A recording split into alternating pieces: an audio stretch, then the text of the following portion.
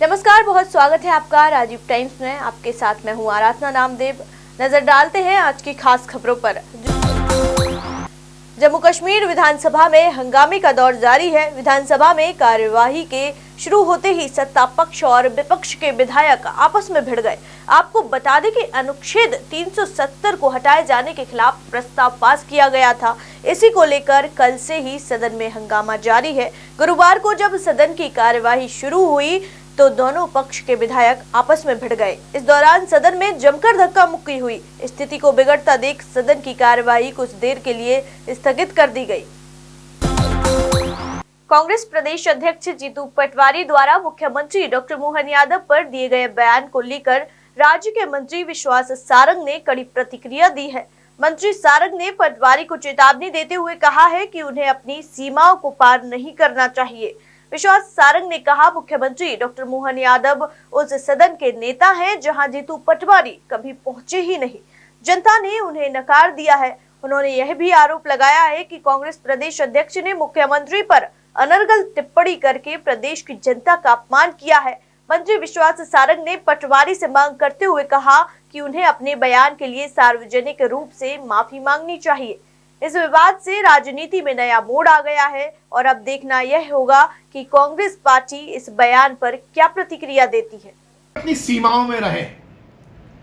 वो मुख्यमंत्री जी पर इस तरह के शब्दों का उपयोग कर रहे हैं और वो भूल रहे हैं कि मोहन यादव जी उस सदन के नेता हैं जिसमें जीतू पटवारी जी पहुंच भी नहीं पाए।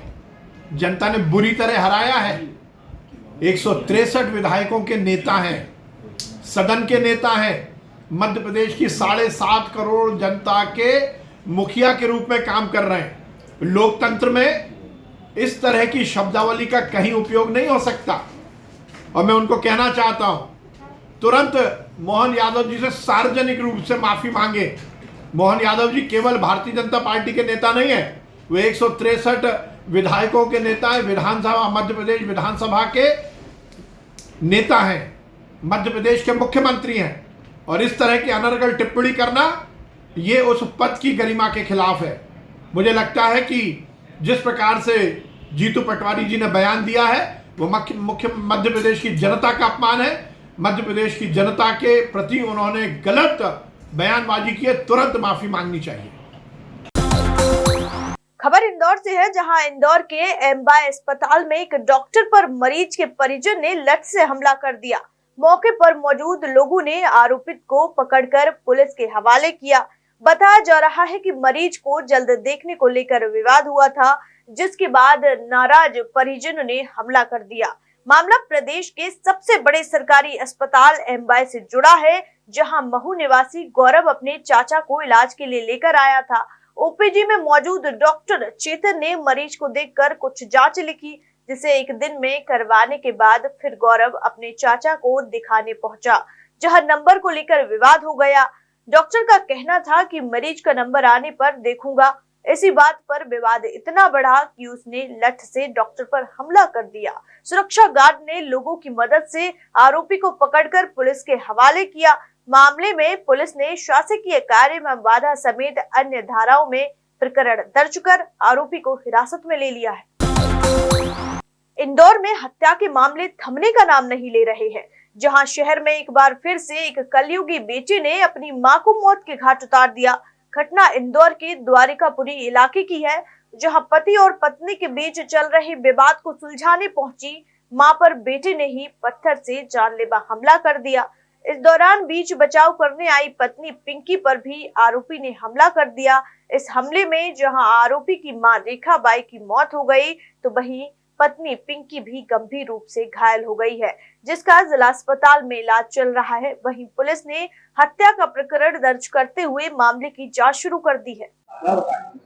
कल दिनांक को पिंकी और उसके पति शंकर में विवाद चल रहा था, तो शंकर की मां रेखाबाई और शंकर दोनों को समझाने के लिए उसके घर पे गए थे। तो कुछ वहाँ विवाद हुआ था, दोनों पति पत्नी अलग अलग रहते थे। समझाने की बात को लेकर उनको विवाद हुआ। इसी बात को लेकर शंकर ने अपनी पत्नी को मारा, तो मां गए तो उसको भी सिर पे मार दी, जिससे चोट लगी है। दोनों पति पत्नी अलग अलग रहते थे 2-3 साल से, तो वो समझाने के लिए गए थे, वहाँ कुछ विवाद हुआ था।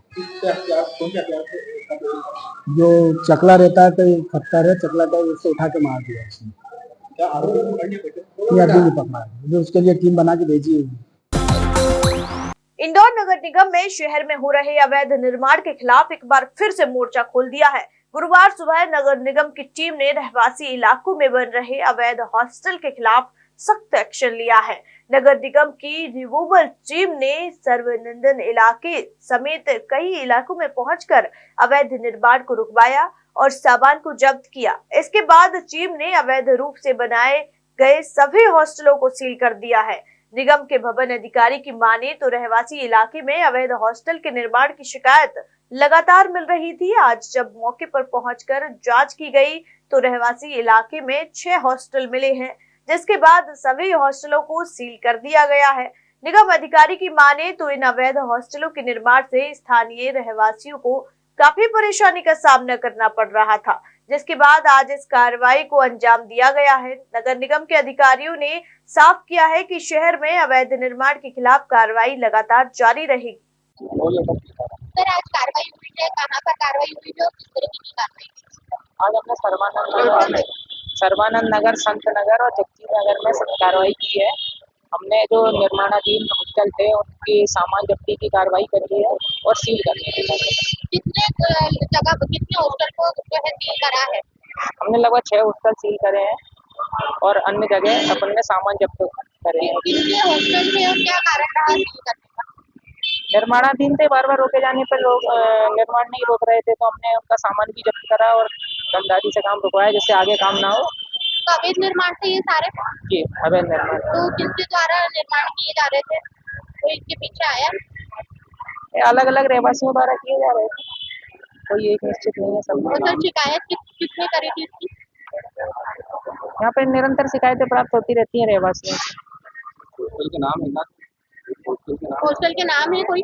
हॉस्टल का भी नाम नहीं है, निर्माणाधीन थे, निर्माणाधीन भवन करे हैं, जैसे कि 37-38 सर्वानंद नगर करा है, 69 सर्वानंद नगर करा है, हमने 25D सर्वानंद नगर करा है, 126 संत नगर करा है। इस टाइप से हमने इनको सील करा है। 178 से मटेरियल उठवाया, जगजीत नगर से मटेरियल निकलवाया, ब्रह्मपुरी में निर्माण चल रहे थे वहाँ से भी हमने मटेरियल पूरा जब्त करवाया।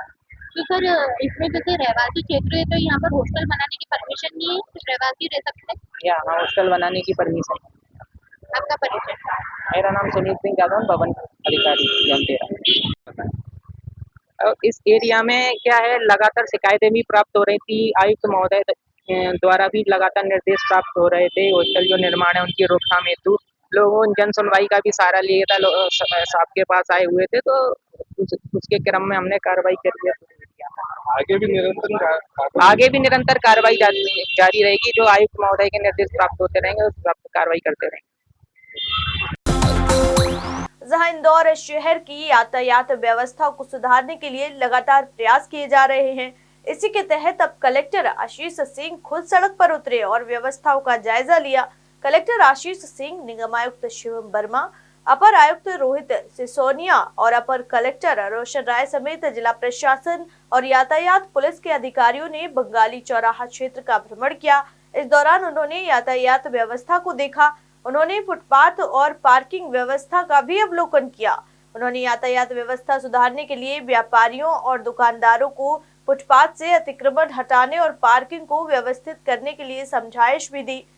कलेक्टर आशीष सिंह ने अधिकारियों को आदेश दिए हैं कि समझाइश के बाद भी अगर दुकानदार और व्यापारी व्यवस्थाओं में सहयोग न करें तो उनके खिलाफ सख्त कार्रवाई की जाए। देखिए, ट्रैफिक को लेके लगातार जो हम लोगों की मुहिम है कि जो रोड का जितना हिस्सा है वो अधिकांश हिस्सा गाड़ियों को चलने के लिए प्रयोग हो। ऐसा भी देखा जाता है कि पूरी रोड में केवल आधी रोड ही गाड़ियों को चलने के लिए यूज होती है। बाकी जगहों पर फुटपाथ पे जो पीछे के दुकानदार हैं वो अपना पूरा सामान रख देते हैं या फिर वहां पर अपना साइन बोर्ड लगा देते हैं या उसको ब्लॉक कर देते हैं और उसके बाद फिर खुद की ग्राहकों की गाड़ियां खड़ी होती हैं, जिससे आधी रोड जो है ब्लॉक हो जाती है।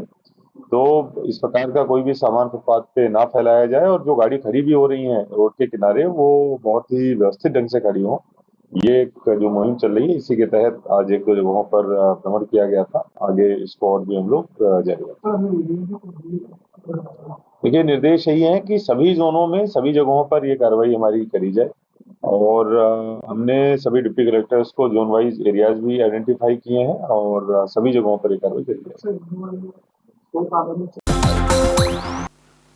वहीं रुक करते हैं अगली खबर की ओर, जहां इंदौर में 12 साल बाद हो रहे सिख समाज के चुनाव मतदान प्रक्रिया सुबह 9 बजे से शुरू हो गई। लगभग 12,000 वोटर करेंगे अपने मत का उपयोग। इंदौर में सिख समाज के चुनाव 12 साल बाद हो रहे हैं। नियम अनुसार 3 साल में चुनावी प्रक्रिया होना चाहिए, लेकिन उसके बावजूद भी चुनाव नहीं हो पाए थे। सुप्रीम कोर्ट में यह मामला गया था, जिसके बाद अब यह चुनाव 7 नवंबर को हो रहे हैं। लगभग 12,000 वोटर हैं और चुनाव मतदान प्रक्रिया सुबह 9 बजे से शुरू हो चुकी है और 5 बजे तक चलेगी। 2 पैनल में यहाँ चुनाव हो रहे हैं। वहीं खालसा पैनल के अध्यक्ष दावेदार हरपाल सिंह भाटिया ने कहा कि अगर हमारे पैनल जीतती है तो हमने समाज के प्रति मुद्दे रखे हैं, जिसमें सबसे मुख्य तौर पर शिक्षा, स्वास्थ्य और हमारी पुरानी धरोहर गुरुद्वारा है।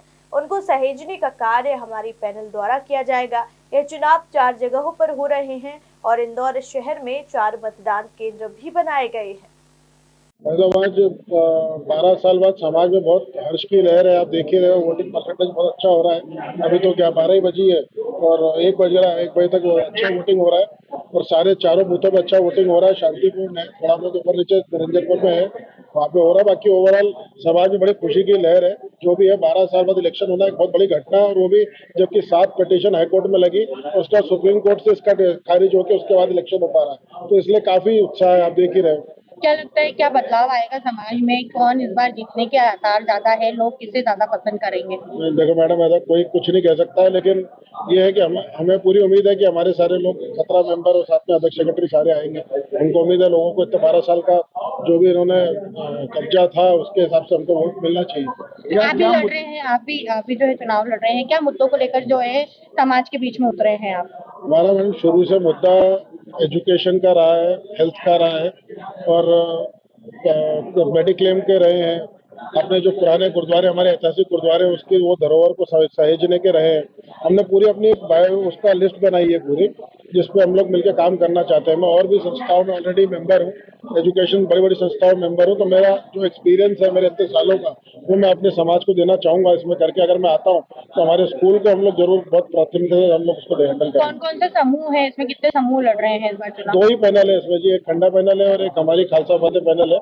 तो ये उसमें दोनों में मुकाबला है। कितने वोटर हैं, कितने वोट बने हैं? 12,000 के आसपास वोटर हैं और अभी 4 वोटिंग स्थल है। पुराना स्कूल है, खालसा कॉलेज है, एक अमरदास हॉल है और एक निरंजनपुर में। तो इस सबसे वोटिंग। आपका परिचय? मैं हरपाल सिंह भाटिया, अध्यक्ष पद का दावेदार हूँ, खालसा फतेह पैनल।